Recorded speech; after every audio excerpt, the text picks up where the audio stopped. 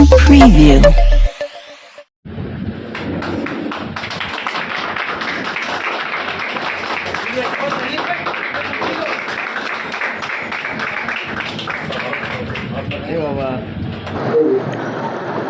जहां तक सवाल मेरे आने का है, अभी तो हम यूं समझे कि जैसे हम वॉर पे है ना। अब ये वॉर किस चीज की है? ये वॉर है मजलूमों के हक की लड़ाई, मजलूमों के हक की लड़ाई। अब ऐसे हालात के अंदर आप सब लोग जो ग्राउंड से जुड़े हुए हो, अब जब ग्राउंड पे जाओगे तो सबसे ज्यादा मशक्कत कौन होगा?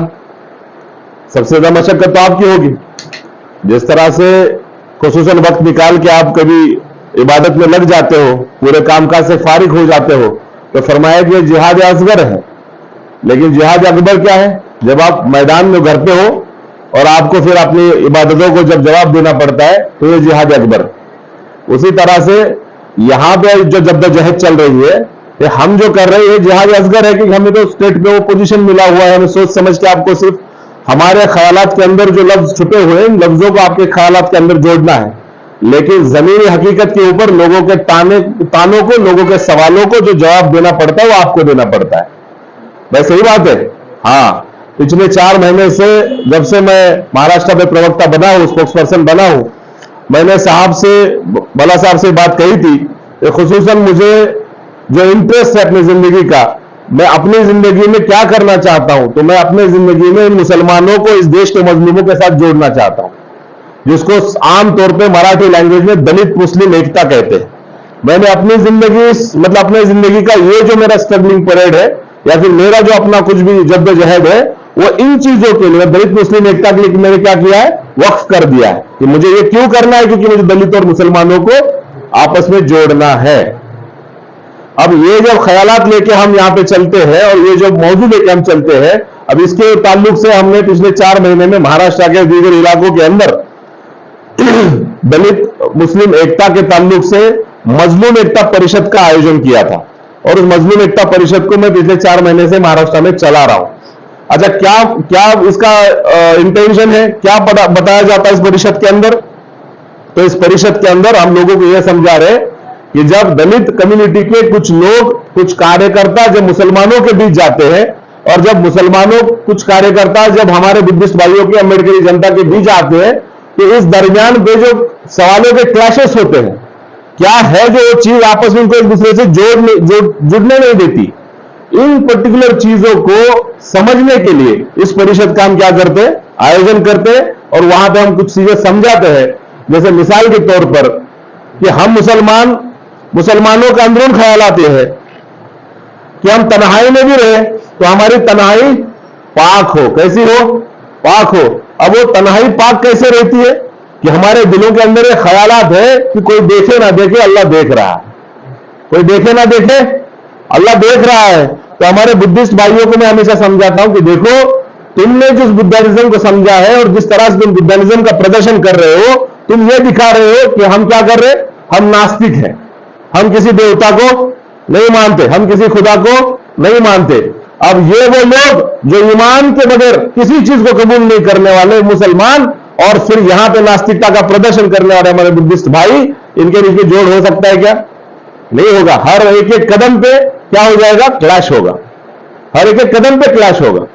तो ये क्लैश ना हो, ये क्लैश, ये दीनी, ये जो चीज है ना, ये धार्मिक चीज है, ये राजनीतिक चीज है क्या? नहीं है। हमें दलित मुस्लिम एकता को कहां स्टैब्लिश करना है?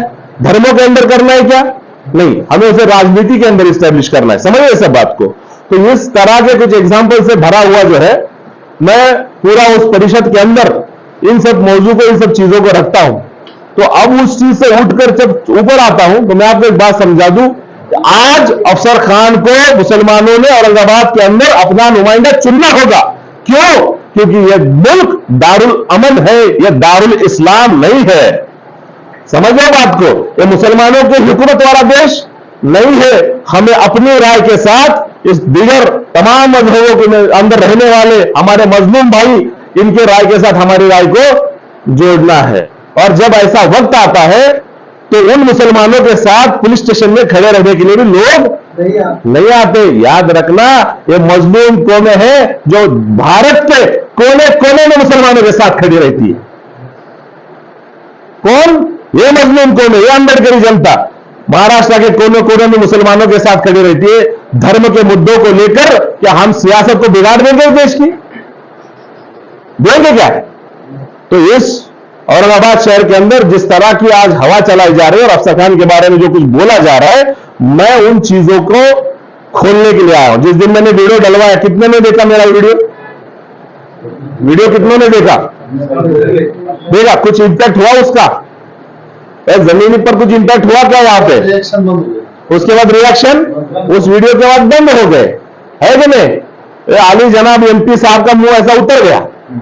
मैंने देखा वीडियो के अंदर, पहले बड़े डींगे मारते थे, वो वीडियो के आने के बाद उनको समझ गया कि ये उम्मीदवारी को भी कुछ ग्राउंड है, इस उम्मीदवारी का भी कुछ ग्राउंड है। हम बुद्धिस्ट मूवमेंट के साथ चलने वाले लोग हैं, इंटेलेक्चुअल लोग हैं। हमें नहीं पता क्या कैसा उम्मीदवार चुनना चाहिए, कहां क्या चुनना चाहिए, ऐसा नहीं होता। मैं आपको समझा देता हूं। देखो, यहां पे मजलूम कौमों की पहली पसंद 5 साल पहले ये एमपी साहब थे।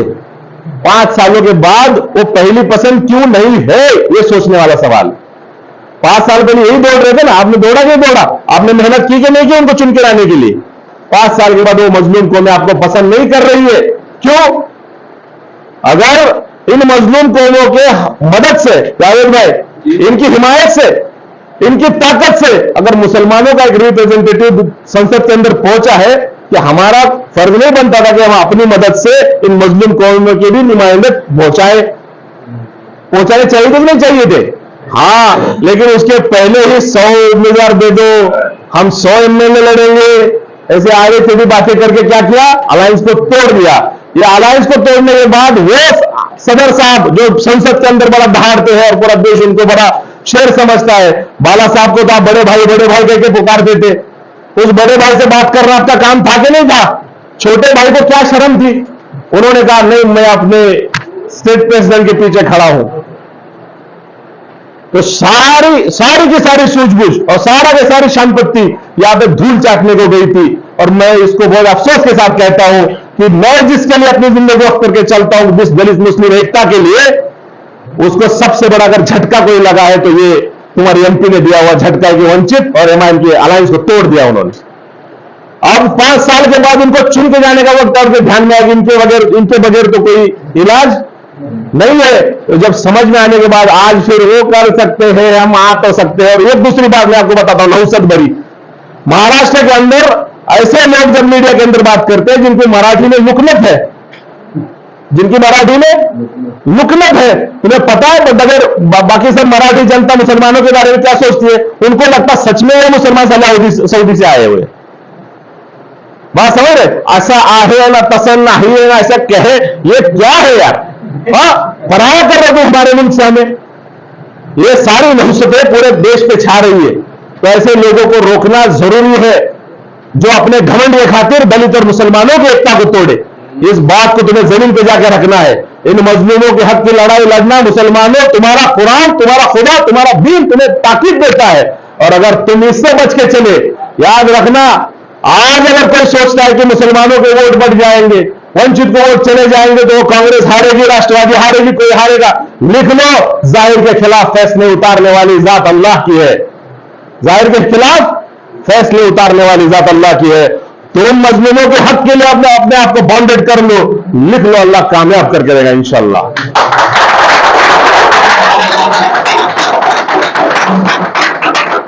इन चीजों को आपको समझना है। जमीन पे कौन मेहनत कर रहा है? आप लोग मेहनत कर रहे हो। तो जमीन पे जाना है, लोगों को समझाना है कि देखो, मजलूमों ने अपना नुमाइंदा फिर से एक मुसलमान को चुना है। अब उस मुसलमान को तुम फासिक फाजिर ठहराने जाओगे तो तुम अपने भी गिरेबान में थोड़ा झांक लेना, तुम अपने भी गिरेबान में थोड़ा झांक लेना। और अल्लाह की रहमत से कभी मायूस नहीं होते, क्योंकि मायूसी इस्लाम में कुफ्र है। मायूसी क्या है? इस्लाम में कुफ्र है। अगर अफसर खान को दीनदारी आती है और अफसर खान अगर जाहिर नहीं कर रहा है, ये तकलीफें कौन भुगत रही, तुमको बुरा लगेगा कि नहीं लगेगा? अब लगेगा नहीं लगेगा? मैं मुंह पे पूछ रहा हूं, तुम्हारे पीछे पूछा क्या? नहीं पूछ रहा हूं। याद रखो, दीनदारी जाहिर में दिखाना, उसका बयानबाजी करना, उसको नुमाइश के लिए रखना, ये सारी चीजें जो है ना, ये बड़ी आफत वाली चीजें भाई। जो हो रहा है उसको समझो। हमारे वंचित भाइयों ने हमारे लिए हमारे मुसलमान कैंडिडेट चुना है। हमने अपने वंचित भाइयों के साथ अपनी राय को मिलाना है, क्योंकि उनके साथ गठजोड़ रखना ये क्यों जरूरी है। सत्ता बीजेपी की थी, जुल्म हो रहा था, मार खा रहे थे, लेकिन अंबेडकर नहीं डर रहे थे। क्यों? मार खाने वाले मुसलमानों के पीछे अंबेडकरवादी आके खड़े रह रहे थे। क्यों? क्योंकि अंबेडकरवादियों ने अपनी चळवळ को खड़ा किया हुआ है, अपने मूवमेंट को खड़ा किया हुआ है। और वो सरकारों के भरोसे नहीं चलते, वो काय के भरोसे चलते हैं? अपने मूवमेंट के भरोसे चलते हैं। सीखने जैसी चीज है कि नहीं है? हाँ, 313 में जाके कितनों को हराया था? अबे कितनों को हराया? ये तारीख मुसलमानों तुम्हारी है कि नहीं है? हाँ, है कि नहीं है? तो तादाद में इतने ज्यादा होने के बावजूद भी तुम मार खा रहे हो, तो कहीं ना कहीं अपनी तारीख को तुम भूल गए हो। तुम्हें अपने तारीख को समझना और सीखना होगा। और यहां पे रहते हुए, इस देश के अंदर रहते हुए, तुम्हें इस देश के दारुल अमन होने को समझना होगा और उसके ताल्लुक से इस देश को आगे बढ़ाना होगा, उसके अंदर अपने आप को उतारना होगा, इसकी मुश्किलों को अपनी मुश्किल समझना होगा, यहाँ के मजलूमों की परेशानियों को अपनी परेशानी समझना होगा, अल्लाह के दिए हुक्मों पे अमल करना होगा। कब करेंगे? इंशाअल्लाह। अस्सलामु अलैकुम।